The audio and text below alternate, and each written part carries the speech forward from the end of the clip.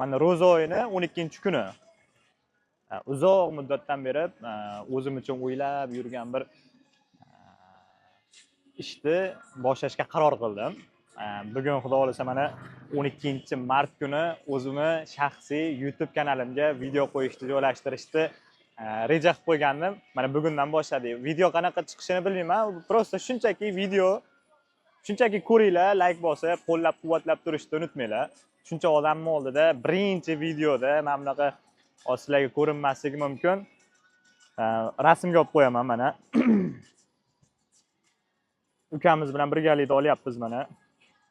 Sol mana hamma qarab turibdi. Bu atmosferada hozir odam kam, lekin bu atmosferada hamma sizga qarab turganda birinchi videoda olish juda ham qiyin. Shuning uchun qo'llab-quvvatlab turasizlar degan umiddaman. Mana poddeska qilib turinglar.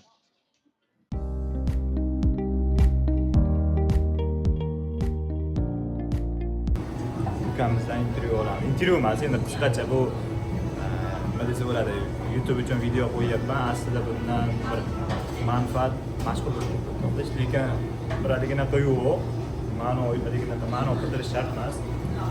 Blogerchilikka da'voyimiz yo'q. Nima deydi? 2030-2035-yillarda yoki 3 yildan keyin, 2 yildan keyin men O'zbekistonga ketganimda mana shu videolar shunchaki men YouTubedan ko'ray, mana shunaqa joylarda yurganman deb Amerikada o'tirib olib, kofe ichib ko'rib o'tiraman-da. Nevaralarga ko'rsatuv. 2030 ga nevara. 2130-yilda nevaralarni ko'rib o'tiradi degan. Da. Ammo YouTube'da qoladi. YouTube'da qoladi, xudo xolasa. Beraveraman o'zim bari videolarni ko'raman. Uka, O'zbekistonning xatidansiz? Buxorodan. Kelishda qiyinchiliklar bo'lmagan? Bo'lgan. Ishda qiyinchiliklar yo'q? Bormi? Stress bor-a? Ancha. Hozir yoshingiz nechida, Botir? 19. 19 yoshda oyiga 3000.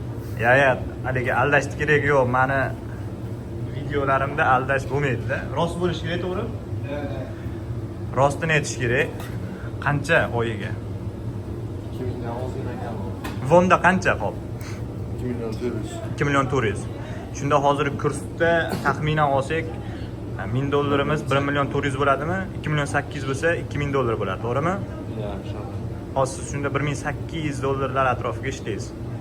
Yeb ichishlar shahar o'zidan xo'jayin qilib beradi. Ba'zan. Hozir 18 yoshda ishlagansan-a, uka?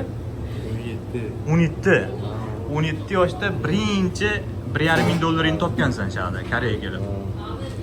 Gap yo'q, uncha odamga emas.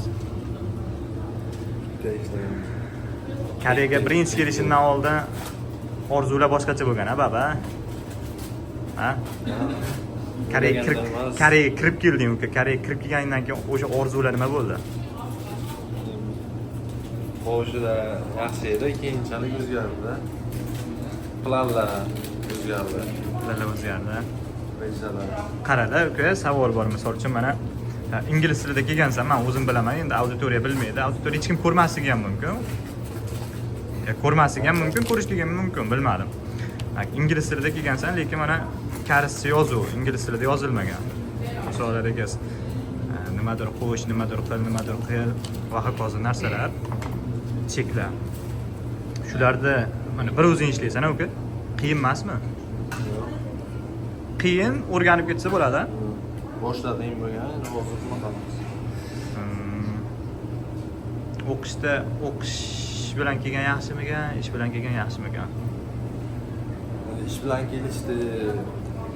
Ana uncha bilmayman. O'qish bilan kelishadi, koreys tilini bilsam uncha ham emas. Koreyaga o'qigani kelgan yaxshimi, ishlagani kelgan yaxshimi? O'qigani kelgan yaxshi, agar uydan qo'llab tursalar. Moliyaviy taraflama. Shunaqa. Ham ishlash ozgina qiyinroq. Shunaqa O'zbekistondan kelgan aksariyat talabalar daromad maqsadida keladi. Endi bor shunaqalari ham o'qish uchun keladiganlar. Biz o'zimiz ham, meni o'zim ham ishlayman-da, o'qishda yaxshi o'qimasdan.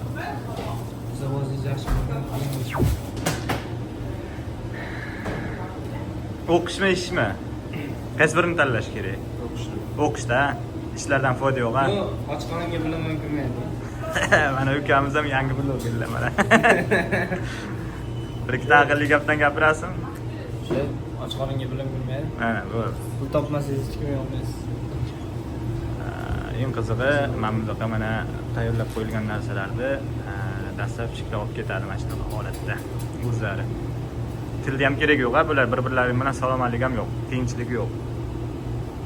Shunaqa gap.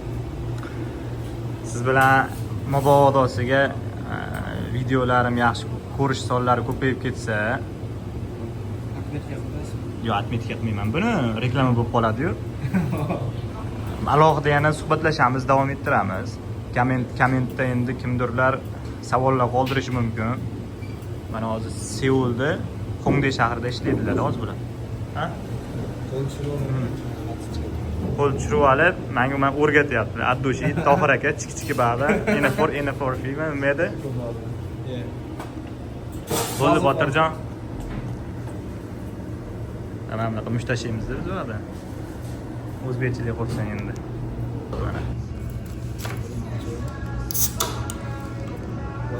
Mana kebab. O'zbekistonga borib kelganimizga 1 oy bo'ldi. O'zbekistonga borib kelgan odam sifatida Koreyada ham yashash yomon emas, mana halol ta'mlarda sifatida.